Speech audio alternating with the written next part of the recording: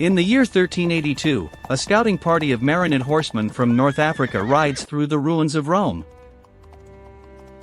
No arrows fly from the city walls. No bells ring from the great basilicas.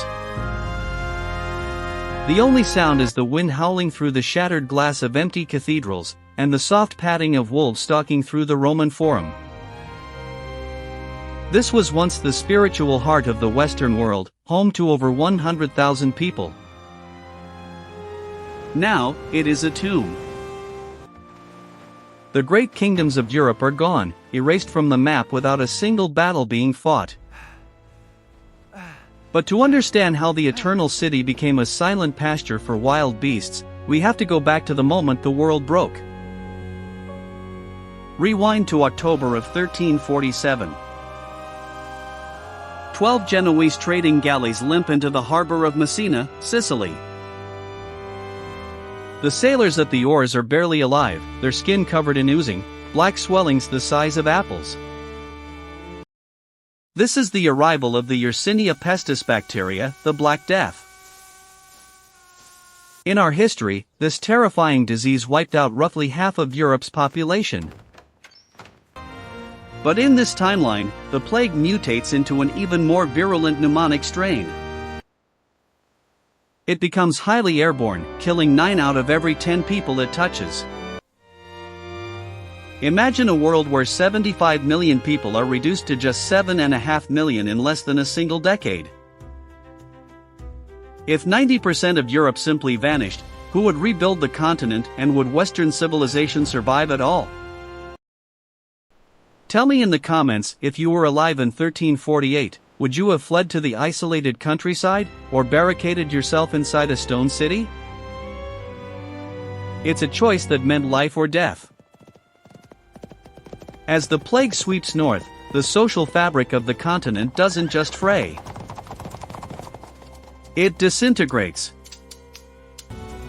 By 1350, the silence is deafening. Over 200,000 villages across Germany, France, and England are completely abandoned. Crops rot in the fields because there is no one left to harvest them.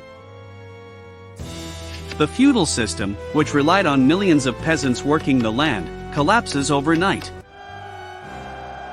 In Avignon, Pope Clement VI is so overwhelmed by the sheer volume of corpses that he is forced to consecrate the entire Rhone River, declaring the water holy so that bodies thrown into it can still receive a Christian burial. But this desperate spiritual solution backfires. With 90% of the clergy dead, the survivors realize the church cannot save them. The authority of kings evaporates. England and France, midway through the 100 Years' War, find themselves with no tax collectors, no treasury, and no armies.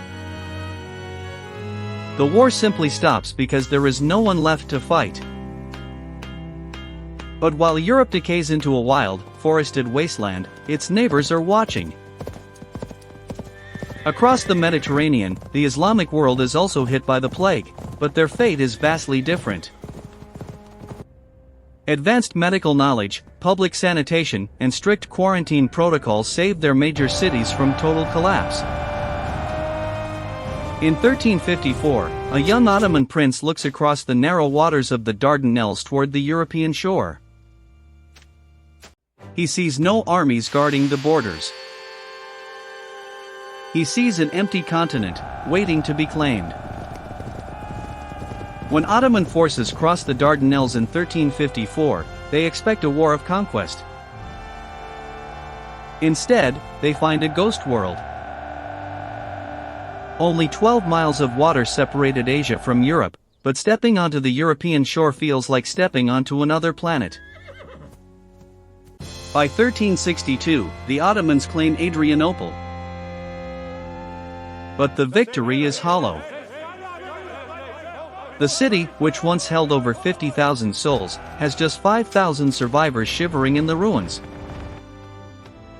But here is where our story takes a sharp, unexpected turn. You might think this was the absolute end of Europe, a simple, aggressive land grab by its neighbors.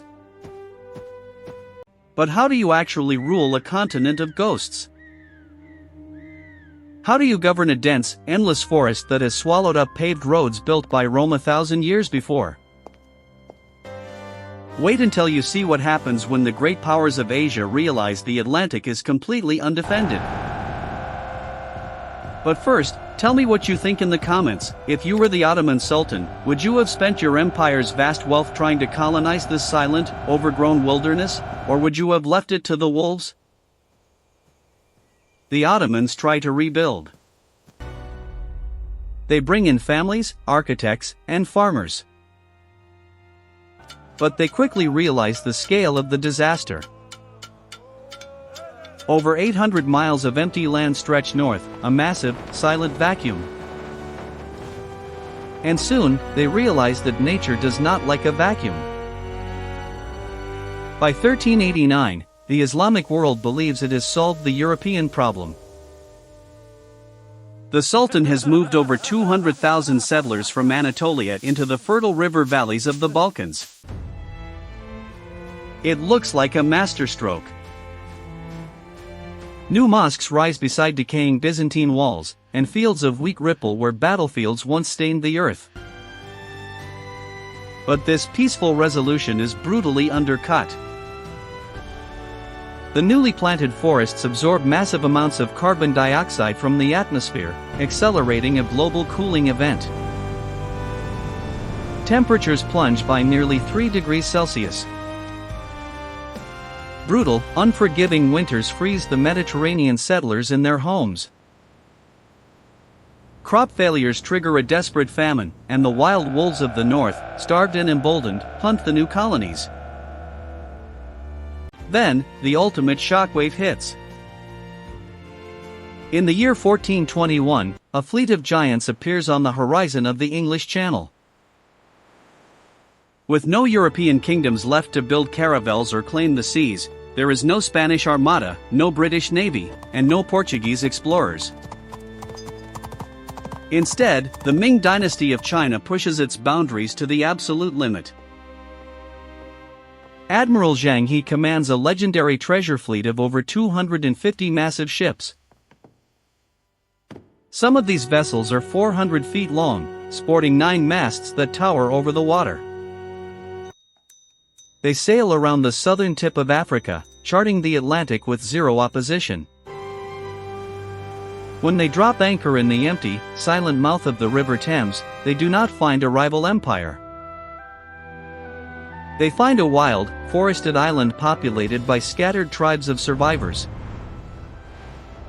The Chinese explorers plant the banner of the Ming Emperor on the shores of England, mapping the empty continent from the west, while Islamic empires colonize it from the south. The globe has been carved in two, and the European empires we know from our history textbooks were never even born. This brings us back to those Marinid horsemen riding through the ruins of Rome in 1382. When we first saw them, it looked like the ultimate tragedy, the final, pathetic whimper of a dead civilization. But look closer at what those horsemen are doing. They are not there to loot or destroy. A young scholar among them, carrying a satchel of ink and parchment, climbs the steps of the forgotten Vatican Library. He retrieves over 300 ancient Latin and Greek volumes, philosophical works of Aristotle, medical texts of Galen, and mathematical treatises of Euclid that would have otherwise rotted into dust. These books do not vanish into history. They are carried back to the great universities of Fez, Cairo, and Baghdad.